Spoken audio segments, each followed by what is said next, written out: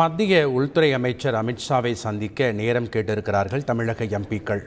முழு விவரங்களை வழங்கினார் செய்தியாளர் பாஸ்கர். வணக்கம் பாஸ்கர், இந்த செய்தி குறித்த முழு விவரம் என்ன? தமிழ்நாட்டில் கடந்த டிசம்பர் மாதத்தில் நிகழ்ந்த 2 மிகப்பெரிய இயற்கை பேரிடர்கள், அதற்காக மத்திய அரசிடமிருந்து நிவாரண தொகையாக தமிழக அரசு 37,000 கோடி அளவுக்கு நிவாரணம் கோரியிருக்கிறது.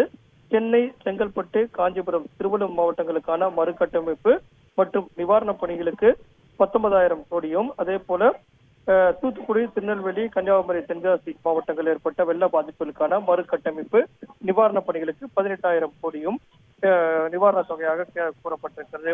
ஏற்கனவே மத்திய பாதுகாப்புத்துறை அமைச்சர் ராஜ்நாத் சிங் தமிழகத்துக்கு வெள்ள பாதிப்புகள் குறித்து நேரடியாக ஆய்வு செய்தார். தமிழக முதலமைச்சரும் சந்தித்தார். அதுக்கு பிறகு மத்திய குழு இந்த மாவட்டங்களுக்கு சென்று நேரில் ஆய்வு செய்தாங்க. அறிக்கையும் மத்திய அரசிடமிருந்து கொடுத்திருக்கிறார்கள் இந்த மத்திய குழுவினர். இந்த நிலையில்தான் மாநில மக்களுடைய நலனில் அக்கறை கொண்டது 2 பேரிடர்கள் பாதிக்கப்பட்ட பகுதியில் மீட்பு மற்றும் நிவாரணப் பணிகள், தற்காலிக சீரமைப்பு மற்றும் நிவாரணப் பணிகளுக்காக கடுமையாக பாதிப்பு ஏற்பட்டிருக்கிறது என்பதை உணர்ந்துதான் தமிழக அரசு இதுவரை 2,100 கோடி ரூபாய் செலவு செய்திருக்கிறதாக தமிழக முதலமைச்சர் சுட்டிக்காட்டியிருக்கிறார். சிறு குறு தொழில் நிறுவனங்கள், சுய உதவி குழுக்கள், சிறு வியாபாரிகள் இவங்களுக்கெல்லாம் 1,000 கோடி ரூபாயில மறு கட்டமைப்பு திட்டத்தையும் தமிழக அரசு என்பது அறிவித்திருக்கிறது.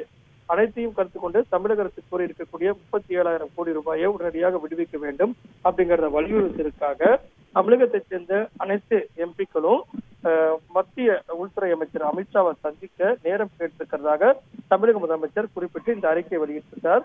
இதன் மூலமாக பாதிப்புகளுக்கான நிவாரணம் மற்றும் மறு கட்டமைப்புக்கான 39,000 கோடி என்பது நிவாரண தொகையாக வழங்க வேண்டும். அதைத்தான் இந்த எம்பிக்கள் அனைவரும் சென்று உள்துறை அமைச்சரை சந்தித்து வலியுறுத்தி உள்ளார்கள். இதற்காக நேரம் கேட்கப்பட்டிருக்கிறதாக தமிழக முதலமைச்சர் இந்த அறிக்கையின் மூலமாக சுட்டிக்காட்டியிருக்கிறார்.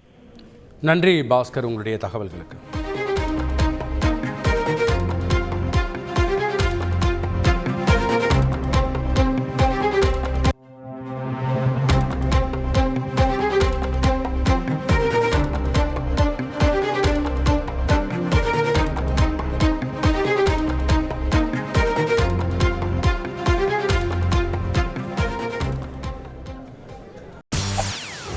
செய்திகளை உடனுக்குடன் தெரிந்து கொள்ள உடனே சப்ஸ்கிரைப் பண்ணுங்க.